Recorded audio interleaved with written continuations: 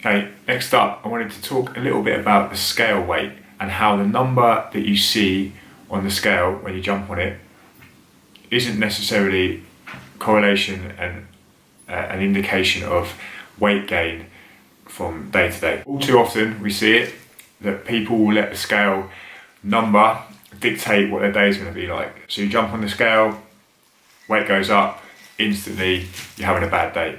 The opposite, you jump on the scale, weight is down, suddenly your day is the best day ever. Now I completely get this and I understand it. During prep for a bodybuilding show, if you jump on the scale and you get a new low, you suddenly get this huge buzz and the rest of your day, no matter what happens, it's going to be a good day, just purely determined by the weight on the scale.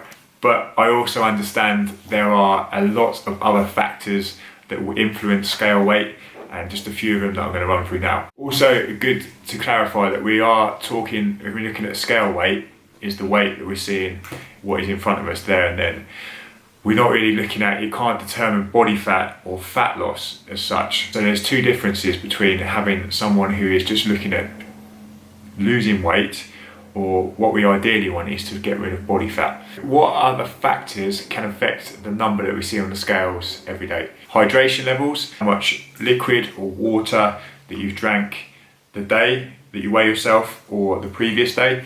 When you last ate, so whether you ate quite late the night before or whether you've just eaten and then weighed yourself. How much you ate, so in total over the period of the day, how much you ate or how much you ate in that last sitting before you weighed yourself. Your bowel movements, so when you last went to the toilet.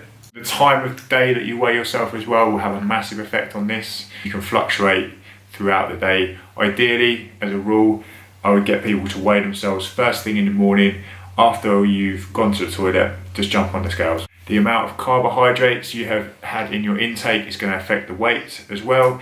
Carbohydrates will store water within the cells because they're glycogen, so this will draw water in, so this will make the weight fluctuate as well. Similar thing if you consume a lot of sodium rich foods or a lot of salt. Usually you'll find with these foods, again, a similar thing happens. Water is just held within the cells, so it's going to change the weight. How good or bad your digestion is. The amount of sleep that you get, again, this is a big effect on a lot of things we do, but also is going to affect the weight.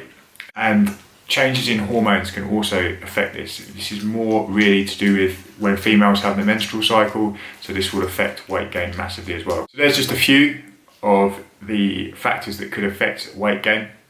So now we want to talk a little bit about how much can you theoretically gain in a period of overeating. Let's say, for example, you're a person and you have a total daily energy expenditure of 2,500 calories. And today you've decided, I'm going to go big, I'm going to eat all the food, all the pizza, I'm going to consume 7,000 calories today, minimum.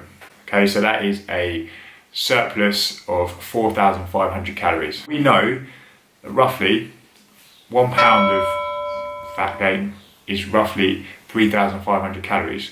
So with that said, we should be gaining over a pound of fat loss, correct? Actually, no. There's a few other factors that we have to take into consideration. So there is the thermic effect of food. So this is how much energy we use to digest the food that we intake. This is obviously going to be more because we're ingesting a hell of a lot more food. Protein, as a rule, has the highest thermic effect of food. Carbs and fats are pretty similar. So for this scenario, we're going to take it as 20% average. 20% of our surplus of 4,500 equates to 900 calories. So we then take that 900 calories from 4,500, which is then going to leave us with 3,600 calories. You can see we've already lost 900 calories just down to ingesting more food. Stop there. What we also have to account for is our increase in our NEAT, our non-exercise activity thermogenesis. So everything that we do that isn't classed as exercise. There are numerous studies out there which try and equate how much we expend via our NEAT and the increase in food, but this is all going to be very individualized from person to person. So on average, we can look at 150 to 200 calories per 1,000 calories in a surplus. In this example, we will say another 650 calories is going to come from NEAT, and we will take that then from our remaining amount of 3,600, our new surplus at 2,950 calories. Again, we still don't stop there, because we have to then take into consideration the breakdown of the different macronutrients that we're intaking, because not all of them are going to be all stored as fat. For this example, we're going to use 30% from protein, 35% from fats, 35% from carbohydrates. We also know, contrary to what gurus might have you believe, it is extremely hard to store body fat from carbohydrate. So for this example, we're going to say roughly 10% from carbohydrate intake is going to be stored as fat. Even if we used up to 30% of our intake from fat, this will give us 40% in total, which is going to be the whole amount, which is going to come in stored as fat. 40% of our leftover surplus, 2,950 calories, equates to 1,180 calories. We take that, we divide it by 9, this will then give us our amount. This equates to 131 grams of fat, or 0.131 kilograms, which then equates to roughly 0.2 pounds of fat gain. As you can see, it's very difficult to get that amount of calories and store it all totally as fat. So this doesn't relate to what we would see on the scales. If we do have a big blowout meal or a day where we go and eat whatever we want, the next day we might see an increase in the scale weight by 2-3 kilos. This doesn't necessarily mean that it's 2-3 kilos of body fat, as you can see from this example. What it is showing is that all of the other factors that we talked about at the beginning are what could be affecting that scale weight. Now, I'm not glorifying going out and binge eating on junk food and eating over excessive calories, because if you do this time and time again, then it builds up over a long time period. You are going to store a lot more body fat. This video was just made to kind of highlight the fact that by having one day of overeating doesn't necessarily mean that we're putting on body fat. The same as if we have one day of undereating doesn't mean we're just suddenly lean again.